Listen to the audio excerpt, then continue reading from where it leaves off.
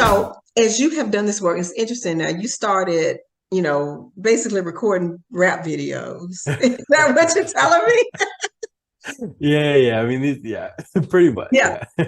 You started recording rap videos, and now you've evolved into public works, appropriate utilization of public works equipment. Uh, Did you ever dream you'd get here? And had you ever heard of public works when you were doing rap videos? no, I'll be honest. Like, I always ask the question, what happens to your, when you flush your toilet? And nobody knows. And I didn't know until I got in the industry. But I had a mentor. And it was interesting. Like I said, I had some time and I was literally going to Africa for my birthday to climb Mount Kilimanjaro. And I Mhm. remember he sent me an email. He's like, "Yeah, you got to find an industry where you can play a long-term game with long-term people, and that's public works." Local Matters family, today we have a treat, and that is a guest from Peoria, Arizona. As you know, from time to time, we'll have people in from different areas of the country to emphasize and highlight the fact that local government is relevant everywhere and anywhere. So, how are you doing today, Joseph? I'm doing good, doing good. Today is the day after Thanksgiving, so I don't know if I'm gonna be eating at all today because I ate enough yesterday, but I'm doing good, doing good. Yeah, I'm going to eat some today too. I've already decided. There's no question Okay. about it. You doing leftovers or what you got? Something new? I, What you I, I got? do leftovers because There I you cook go. a lot of stuff, and we can eat leftovers. My kids will probably take some back to Yeah. where they live and all that stuff. So anyway, So when is it too long to eat leftovers? Like when is it 4 days? Is it Monday? Is it four Tuesday? days is about my Okay. standard. Okay. I yeah, and I don't tire of leftovers as quickly as my family members do because uh, I actually cooked. Okay. I'm emotionally tied to the Yeah. food. It's like I worked hard for Yeah. this, so I'm Yeah. going to enjoy Yeah. my labor. But anyway, so yeah, yeah. Okay. So glad to have you on this day after Likewise. Thanksgiving, and I want to talk a little bit about your role. You are founder of Vitendo, where you do workforce development, and you have a workforce development tool that actually develops the workforce. Yeah. And in that, it seems to imply that some of the tools don't necessarily develop the workforce. Is that where you're headed? So in a certain way, yes. Yeah. In a certain Yeah. way, yes. Tell me a little bit more about that. We're curious. Okay, a little bit more about me or Vitendo, which A one? little bit more about why you think some of the other tools don't develop the workforce. Well, so when I first got in the industry, I'll get in the backstory in a little bit, but I feel like the way to train somebody new to your industry should be optimized.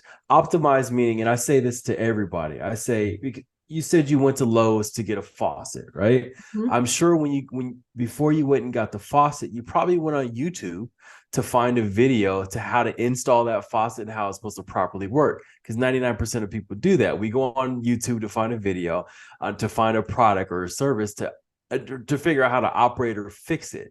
And that's what I think most local governments should do with their operations is be able to put their best practices, put their institutionalized knowledge or the tribal knowledge on video so that newer generation can watch those videos to be trained up on it. Instead of sending young Billy out with old Bobby, not old Bobby, seasoned Bobby.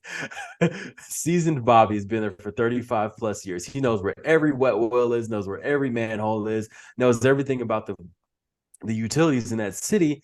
Why can't we capture what he does on video and then give it to the youngster so he can train himself up that way instead of sending him out in the field and listening to war stories and a whole bunch of nuance that he hasn't been able to pick up on? Why can't he watch a whole bunch of pieces of micro content to be trained up that way? Okay. And tell me, so you're basically engaged in the business of having seasoned Bob explain what he knows Yes. and Yes. recording that so that that can be used for training purposes into perpetuity, basically. Yep. You Yeah, know, it's okay. it's a function of if you buy a piece of equipment, after 3, 5 years, that piece of equipment gets its own personality. Like sometimes you got to clap three times and stomp your feet to turn it on. There's a certain, the way it comes off of the showroom floor isn't how it operates 3 years later. And only so many guys know that about that piece of equipment. So if you put somebody brand new on that piece of equipment, he's going to think it's going to be showroom floor ready when it's not. So why not get that tribal knowledge, those little instances or that nuance about that piece of equipment or that process on video to where the guy can watch it and go, oh, this is how I operate this piece of equipment. Okay, got it. And does Seasoned Bob ever get like really cranky and say, I don't think I can do this. I know Yeah. how to do it, but it's hard for me to explain. Yeah. And that I always say Michael Jordan will probably be the worst basketball coach because Michael Jordan is so far above a rookie coming into the NBA because there's so much, there's the 20, 30,000 hours Michael Jordan put in just surpassed so much nuance, so many little gaps that he hasn't had to fill in with brain knowledge because his muscles memorized it, because he's done it thousands of times to where he can't explain it. It just does it. His body just automatically Mhm. does it. And that's the thing. Seasoned Bob, he's done it so many times. He knows so much. It's hard for him to get it across to somebody new because it's just in him. And that's why I say you have to be able to explain to Seasoned Bob. They're like, hey, you're really, really good at this. We need you to kind of explain how it works. And then we'll cross-reference that with how it's supposed to work coming off the showroom Mhm. floor with like the Mhm. operations manual or even the salesman or the manufacturer that sold you the piece of equipment. Right. Okay. And sometimes I don't mean to say this in a condescending sort of way, but yeah, they just aren't used to that training role. I mean, so Yeah. I Yeah. would imagine that there are sometimes seasoned Jim may do better than seasoned Bob. Uh-huh. And how does the organization figure out who they really gonna put on the video to run through that process? And that's probably been one of my biggest struggles is I can introduce the idea. They love the idea because the concept makes sense, making micro pieces of content, micro videos that somebody can watch to train themselves. But I would say one of the instances is sometimes it's gatekeeping information, because sometimes seasoned Jim doesn't want to let the youngster know what he knows because that's his job security. I mean, we've all Right. seen that before. Like, if I hold the keys to all this, Mhm. I'm this valuable. Nobody can take my job because I know how to do this work. And that's where you have to get to internally in a soft skill manner, explain to them like, hey, we're going to immortalize you, meaning we're going to take your information because you're the best at doing this. And we're Mhm. going to put this on video, and in perpetuity, you're going to be the instructor that's going to instruct all these younger kids coming into this city. And they're going to see you on the video explain it. They're going to see you at the coffee shop with your grandkids and say, hey, you're the guy explaining how to do that one process. And Right. you kind of, I wouldn't say you have to sell it to them, but you have to explain it to them that, hey, like, we need you for this. You're going to retire in 19 months, and I know you're counting down, so this is Mhm. a way for you to give back on your way out of your position. Okay. And I would imagine they do find that flattering that Oh, I was every selected to do this. if you've been doing something for a good amount of time and you're competent at it, you want, like what they say, every man wants to have his lineage go on. Like, we Mhm. want to be able to give back. It just has to be presented in the right way where he doesn't feel threatened. Right, right. It's a, Yeah. it's a compliment. Hey, you are Mm-hmm. so proficient at this, and you do such a good job explaining step by step what you do Yeah. that we want you to be the person to do this. And do you find yourself, I would imagine, coaching them through sort of the video too when you're You doing it? know, probably the first 3 to 5 videos you kind of coach them, but once they realize the flow and the Mhm. tempo, they pretty much take it and run with it. Because you would tell them like, hey, I don't care about how many filler words you use. I don't care if you pause, because all that can be edited out. And so you explain to them like, hey, just talk your way through it, like you're explaining to me, the guy behind the camera, how to do your pre-trip checks on this piece of equipment, or how to properly service this pump. and you're explaining, and I mic them up and I put the camera on them and all that. And they explain it. And then after the couple times, they start to find their groove, and then they're off and running. And then they're thinking of other stuff to talk about. Oh, we should explain this, or oh, we should explain that, because they realize that like this isn't a 45-minute long video. It's usually a whole bunch of 3 to 5 minute long videos. Got it. Got it. Got it. Okay, You that makes sense. So, how did you come to this know? business model? How did you come to the whole, field of public works? Sure. How did you get into any of this? Can you trace us through the arc of your career? Sure. So my background has been in video pretty heavy. I mean, I took one class, or there was a class in college that I took. It was a marketing class, and they forced us to buy these little mini flip cameras, and we had to start a blog. And Mhm, I've never been one that wanted to be on video, but it was kind of fun, not necessarily recording myself, but just recording my friends doing what we're doing in college. And then and this was the early years of Facebook. And so I would record a video, I would edit it at the the school's computers, and then I would post it on Facebook. And then I saw the response. Like people love to watch, and we weren't mhm, doing anything special, but like, driving to football practice, leaving football practice, and people liked it. And so I realized that video, and the way it became, I say, democratized. It wasn't that you didn't have to spend $100,000 for a camera and only could use it at a certain studio. Like it was literally a $60 camera that could fit in your pocket. And I would mhm, use, and that's where I said, okay, I'm going to get good at video. So once I graduated college, I started shooting a ton of stuff for my church, which is like the easiest way to get in because they want video. And then, in mhm, church, it's good for video. And then also I started shooting a ton of music videos, which mhm. we had a lot of rappers in my local area, and it was fun. And it was one of Where are those you things like, from? I'm Where are you from from? The Bay Area, California. Okay. So yeah, yeah, Bay Area, California, a ton of rappers, and everybody wanted video. And again, it became cheaper to actually produce. And then I realized, I mean, after having job, like that I wanted to do more with video. And then there was a point in my life where I had some time, and I wanted to get into an industry where I can play a long-term game with long-term people. I didn't want to Mhm, keep going from job to job to job to mhm, job. So I wanted an actual career. And so mhm, I got into public works, and I got in on the side of selling heavy equipment to cities. And then I realized I would sell you guys a $500,000 piece of equipment, like mhm, literally $500,000, $500,000. I would go out there, I'd train everybody up on everything. But then 2 months later, they forgot 80% of what I told them, or they're only using like 20% of what I told them on that piece of equipment. So guys would call you and say, hey, man, like, how did you do this one thing again? Or how can I do that? Or mhm, this truck doesn't do this. I thought it was supposed to do this. I'm like, dude, I trained you guys on all this stuff. So what I mhm, started doing was I would go out to my dealership to the yard, and I would take my phone, and I would shoot selfie video. Like, hey guys, thank you for buying the truck. Here's how you turn on the water. Here's how you mhm, properly service the water pump. Here's how you do this and that. And I would text those videos to the supervisors. And the mhm, supervisor, he would in turn text it to his lead operators who were out in the field to say, hey, I see you're having issues with that. I just talked to the salesman. He sent me this video. Here's how you get unstuck. And mhm, the supervisors are like, man, this is like, do you have more videos? Because I want to give mhm, my new mhm, employees, these 5, 10, 15 videos so they can kind of know what's going on with that piece of mhm, equipment. And that's where that light bulb went off. And I thought, like, okay, the custom aspect of filming a guy on his truck in his dirt or water in his city makes so much more sense than these super overproduced, polished videos that the manufacturers put out that kind of have nothing to do with the application of what the cities are using them for. And granted, they help, but like, you want to have something custom to what you have. And that's where I decided to give it the time and attention I deemed it, it deserved, to see if the business can take off.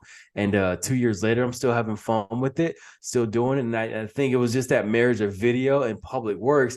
And then also my first year in my public works job, or selling heavy equipment to public works, was I spent he was 69 years old, and a seasoned guy in the industry, been in it for 30 something years. And he pretty much downloaded all the information he had in his brain into my brain through a year of writing together, which is a lot. And I was like, man, why can't I just put this guy on camera and he just talk through everything he's talking right, about? right.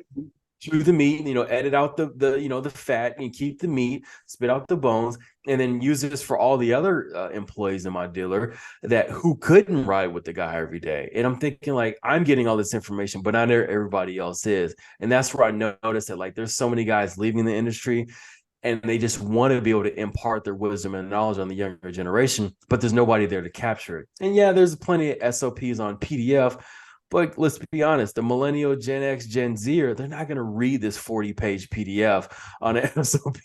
They want to watch, 10 4-minute long videos on demand when they need them. And that's where the idea came from. So, Joseph, as you talk about this, I'm reminded of a couple of phrases for us to follow up on.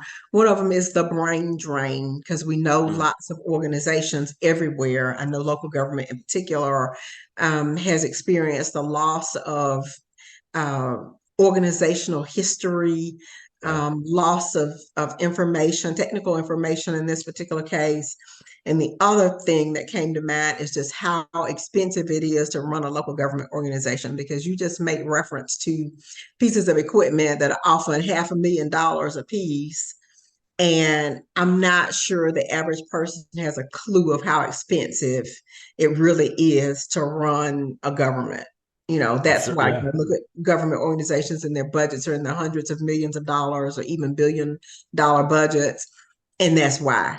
Yeah. Because Yeah. purchasing these pieces of equipment, you've got your salary costs and so forth, benefits Yeah. costs, and then you've Yeah. got equipment costs and Yeah. facilities costs, all those things that really make it expensive to run a high Yeah. quality organization. and and you would know more than me. You've been on the HR side of things, like how expensive it is to go to hire somebody, like put out the bid or whatever for a new employee. You get it approved, a new, X amount of people apply. You got to go through the interview process. You find one, right? And praying that it's the right person, and then you have to train them. How expensive that is just to get them up to a low level of competency to where you can send them out in the field and say, go and do work, start making Yeah, us some money yeah, finally, like that long slog of a process. And and like I said, what that feels like. But on my end, I know what it feels like to be training a guy. He's on his third week out in the field. He is so eager to learn, but there's nothing set in place for him to just grab and take in his own time. A lot of these guys will watch these videos in their cars. They'll watch them in their free time at home. They don't have to do it at work. And like, if there's nothing for a guy to be able to glean from or watch to get up to speed or to know what he's going to be doing the next day, it's going to be hard to keep that guy. And then let's say he leaves because he doesn't feel like he's supported or he feel like he gets the training he deserves. Now you have to do it again, and how expensive that is again. yeah. It's very expensive. I saw something recently that cost you're looking at a year salary, a year and a half salary Oof. just to get them sort of where you want to be. When you look at what it takes you to get the person in, your recruitment cost, and the time it takes for HR to work through their process to screen candidates, get somebody Yeah. in, you go through the interview process, you go through your drug testing and Yeah. Yeah. anything else, any assessments or anything you have them do, and then the training period, getting them acclimated. Yeah, it could easily be the cost of a year's salary Yeah. to the salary times 1.5 of a salary Oof. in Yeah. order to really get somebody up to speed. So yeah, very expensive Yeah. to acquire a person and get them where you need them to be in order to fully contribute to the role. Yep. And the equipment piece, what costs $500,000? Give me an example. We're talking backhoes, jack, A sewer truck, what we're talking you about. know, a combination trucks that flushes the sewer down line or cleans it out Mhm. or vacuums the sewer out of the manhole. Yeah, I call those jet vacs. Yeah. Yeah, jetpack. Yeah. There you go. Yeah, Yeah. jetpack. Yeah, Mhm. there you go. Yeah. But So yeah, so those things 500,000 now. yeah, Okay. well, they could be up to 600,000. Yeah. I could, yeah, yeah. Yeah, yeah, and imagine you buy a $600,000 car for your person, like your personal car, or let's say you spend 60 grand for a personal car, but Mhm. you only drive to and from work for with it. You don't use the air conditioning, you don't use the windows, you don't use the radio. That's kind of like what's happening out there because they buy the $600,000 truck, but they only use so much of it because they don't know that they can do this, they can do that, they can operate this, or else like they're not changing out the filters, and that $600,000 truck is supposed to last them 12 years, but it lasts them 6. Now you have another $600,000 Oh expense in no, it's going to 6 be years. seven by then. It's going to be seven by the Oh, yeah, time. exactly. Yeah, with inflation, it'll be 7, but you only use it for 6 years when it's supposed to be for 12 years. So that stuff adds up. And I know plenty of guys out in the field, they want to do right by the taxpayers' dollars. And I'm like, dude, train your employees to where they can do right by the taxpayer dollars by doing right by that piece of equipment or that process. Okay. And as you say that, I was thinking about, you know, the fact that we also hire people that, you know, folks consider to be low skill workers, so to speak, uh, to operate these extraordinarily expensive pieces of yeah, equipment. yeah, yeah, So I think that speaks to the need for training, as you yeah. have talked about, but it also I think speaks to the need for more respect for the folks that we sit behind the wheel of that truck. Sure. And I call the concept just in time training. So imagine a Uber driver. Most of us have ridden Uber, all an Uber driver has is a car and a smartphone. And what the car does, it helps them get from A to B. And the smartphone gives them the directions of how to get from A to B. So why not Uberize your workflow? Like, why not every morning a guy knows he has to flush X amount of feet of line, or they have to go and repair this wet well pump, or they have to go and take the brooms off a street sweeper, or they know they have to go put in some street lights. If they can literally wake up in the morning, get to work, get their work order, and find a link for 3 videos that shows them exactly how to do that job for that day, like confidence breeds competence, or competence breeds confidence. When you know how to do something, you're going to be more likely inclined to show up and with a good attitude and want to do that task because you know how to do it. So if you empower a guy to say, okay, these 5 videos will get you through everything you're going to do today, so go ahead and take these videos out in the field, go ahead and do your task, instead of a guy needing to have 2 years of knowledge of like how to put in a stoplight. He can just watch some videos and play it. Okay, watch it, press pause. Okay, do some work, play it again. Okay, watch or pause it, do some more work, and then find his way through it. Because again, if you have to take out the battery on your personal car, or if you have to fix your faucet at home, that's what you're doing on YouTube. So why not a guy be able to do that at work and then have that confidence to where he's like, okay, I can show up tomorrow because I know I'm going to get exactly the directions I need to be able to complete a task. You can hire robots for that's all robots do. That's all computer code is. So it doesn't matter if they're low skilled or high skilled. You should be able to hire somebody with a good attitude and some good energy and say, hey, here's the 5 videos you're going to need for today. Go ahead and do work. Yeah. And I think the point I was alluding to was that we consider this guy a lower skilled worker, but he's really not, that is really not doing him justice, No, not at all. for what he has to do to competently do that job and Yeah, the provide that importance of service his to the job. public. Yeah. Because you need to trust somebody if you're gonna turn them loose with a $600,000 piece of equipment. Yeah, yeah, you know, 100%. Yeah, and when you were talking about how people get minimal functionality out of these oh, really expensive pieces of yeah, equipment, yeah, I had really thought about that most frequently with information technology related mm, things. yeah, We'll purchase a software package or something, and yeah, then you yeah. figure out it can do this and it can do that. And I say, well, why haven't we been doing all that with it? Yeah, And it is yeah. because, yeah, many times the lack of training and You just, experience yeah, with the product. exactly. Like, how many times have you decided to send an email and you're like, I don't want to send this email right now, and really you're in the mode of like cranking out emails. You can literally, like I do on Gmail, I literally draft the email and then it allows you to set it at a different day. Like, instead of me sending you an email on Friday at the end of the day, I can Right, schedule to go out Tuesday right. morning to You where can it makes schedule. more sense.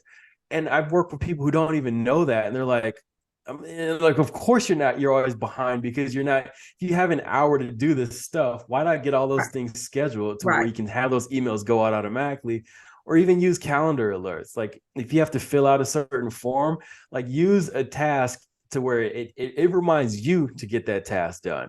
Your calendar reminds you to get something done instead of Right. just writing it on a legal pad and leaving your Right. legal pad at home. Yeah, leaving the legal pad home, you lose it. Where is that? And you flip through a Yeah. million pages trying to look through where it is. Yeah. Exactly, exactly. So you're right. So we have all these great capacities. We're paying for all those great Yeah. capacities, and then we Yeah. don't normally use them, Yeah. which in another way, appears to be a waste of the taxpayer dollar Mm. to an extent, which is to say we owe it to the taxpayers to get maximum functionality out of those software packages and Yeah. pieces of equipment Yeah. and technology, et cetera, et cetera. Okay. Yeah. Yeah. So as you have done this work, it's interesting. Now you started, basically recording rap videos. Is that what you're telling me? Yeah. Yeah. I mean, pretty much. Yeah. Yeah. You started recording rap videos, and now you've evolved into public works, appropriate utilization of public works equipment. uh, Um, did you ever dream you'd get here? And had you ever heard of public works when you were doing rap videos? No, no, I'll be honest. Like, I always ask the question, what happens to your, when you flush your toilet? And nobody knows. And I didn't know until I got in the industry. But I had a mentor. And it was interesting. Like I said, I had some time and I was literally going to Africa for my birthday to climb Mount Kilimanjaro. And I Mhm. remember he sent me an email. He's like, "Yeah, you got to find an industry where you can play a long-term game with long-term people." And that's public works. Like once you get in, it's kind of, a lot of people don't get out, or else they get out and they kind of stay around, in the same pool.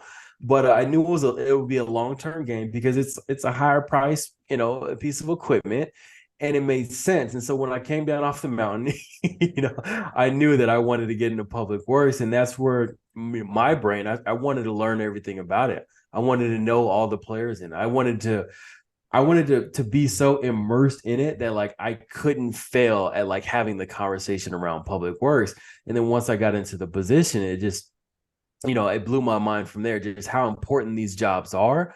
And then like how I wouldn't say disrespected, but just undervalued these guys are. Like I said, I created the Public Works podcast because I felt like the guys that I became friends with in Public Works, they didn't get the same type of energy that like police and fire and EMT nurses got during COVID. And I took offense to it. I'm like, I want to start a podcast where I can highlight the guys who I think are frontline essential workers. And I did. And like we're 200 some episodes later, and I'm still having fun with it. But yeah, did I know about public works before getting into it? Not completely, but I'm glad I do now. 200 episodes. Wow, man, that's Yeah. impressive. Yeah, I feel like everybody has a story. I wish I could interview everybody in public works, but I feel like 10 years from now we'll interview everybody because everybody has their own story. Yeah, everybody definitely has their own story. Yeah, it's interesting you talk about what happens when you flush. A few years ago, going back, I was on the leadership Albany. Albany, Georgia was one of the places that I worked in local government. I was their city manager at that time, and I was on Leadership Albany. It was the Uh, program I was in, and I had done the program. And then as a graduate, I was planning other programs for folks. And when it came to government day, nobody would ever talk about public works. When I went through the program, government day, you might talk to the county administrator or talk to some elected officials, but nobody ever dug down and got into yeah. departmental operations. And I said, let's make the title of this "What Happens When You Flush." Love So it. they went Yeah. out I had them go out to the wastewater treatment plant That love it. because it's there. And again, they're paying for it, Yeah. Yeah. So Yeah. and that is a very essential service. Sure. Yeah. There, being able to flush is a Yeah. very essential service. Like people will be more forgiving if the water didn't come out of their faucet and they had to like go down a Safeway and get some water bottles. Mhm. But just imagine somebody flushed their toilet and it didn't leave. Like they picking up the phone, they calling somebody. Mhm. And traditionally, public works, just so we know, so our audience knows, public works may Mm. have different definitions Yeah, in yeah, other yeah, cities, but basically standard uh, garbage collection is a public yeah, work service, street maintenance, yeah, um, sewers, yeah. as you've Wastewater, yeah, emphasized, yeah, And then utilities departments may provide water or may provide sewer, but water also is Yeah. considered public work service. So those, when you think underground utilities Uh-huh. and roads maintenance, garbage collection, all those sorts of things are public work services, and that we are very, very dependent upon those Yeah.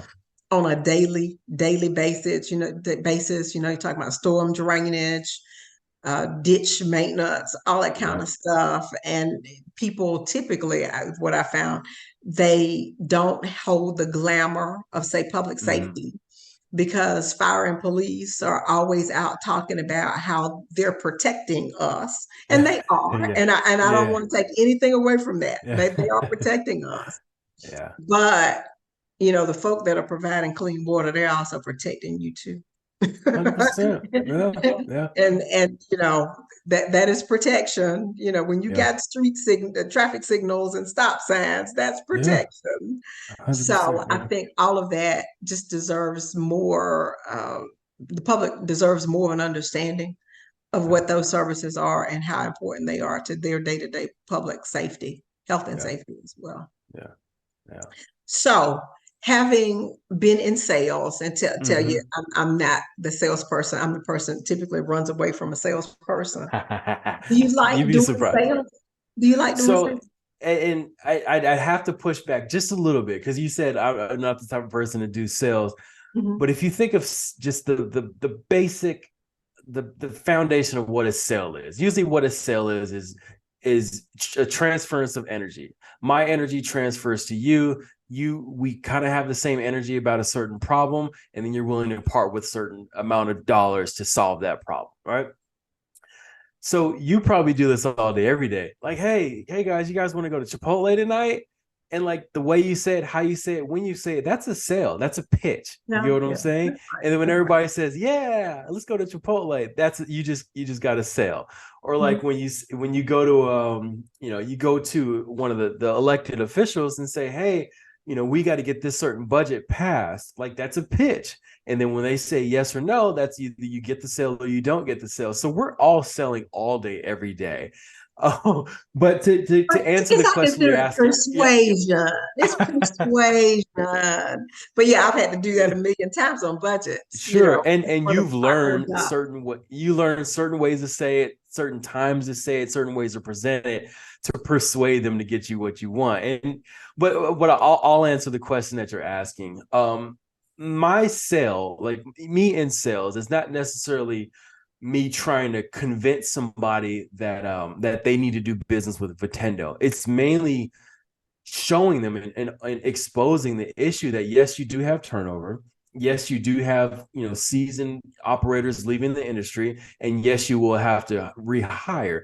And the most optimal way to train somebody is through video because we all do it that way. Yes, you can do ride-alongs and stuff like that, but video is a way that we can shoot it once and have that video forever. So it's me just like my biggest plight is just exposing them to this concept because we all, like, again, we all use YouTube to, like if people want to cook something, you'll go to Instagram or YouTube to know how to, put a peach pie together. So we all learn these ways to train ourselves. And I just expose it to them in that way to say, hey, this is the most optimal way to train somebody. And I'm not like using weird, creepy tactics on how to do that, but like I get it, guys in public works. I mean, you're busy. You get pitched 50 times a day. You probably get 100 emails a day with just a whole bunch of advertising stuff. So I have to present in a way that doesn't make me seem like creepy because it is a new service, to public works. But it's again, I try my hardest just to explain the concept and let them take it and run with it because again, the concept works no matter if you love me or not. Some guys will say, oh, we could do this in-house. We have a videographer in-house. And I go, oh, okay. Well, you could have did the last 5 to 10 years, but you didn't. So why not? I say it's like losing weight. We all know to lose weight, we need to move more and eat less, right? But do most of us do it? No. But if we hired a personal trainer and paid them money to do it, then we'll be more likely to get our result from doing that activity. So yeah, do I like going out and doing sales and knocking on doors? No, but I do like explaining the certain concept and seeing if they like it or not. Okay. And explaining how it had some value and provide Sure. a solution to a very real problem in government. Yeah. I've talked to some organizations that have, just humongous vacancy rates right now. Yeah. Due some of it due to the pandemic, some of it due to, folks don't go into public works careers a lot of times because they don't know what they are. Mm, Obviously it's not a glamour profession. yeah. Yeah. And it's just hard to find folks to do some things. You're not going to find public works on the Real Housewives of Potomac. So, Yeah. so people just don't know about it, and it's Yeah. not considered something that folks would think about doing. If people want to learn more about your podcast, the Public Works podcast that you've Yeah. done 200 episodes of, wow! How long have you been doing that?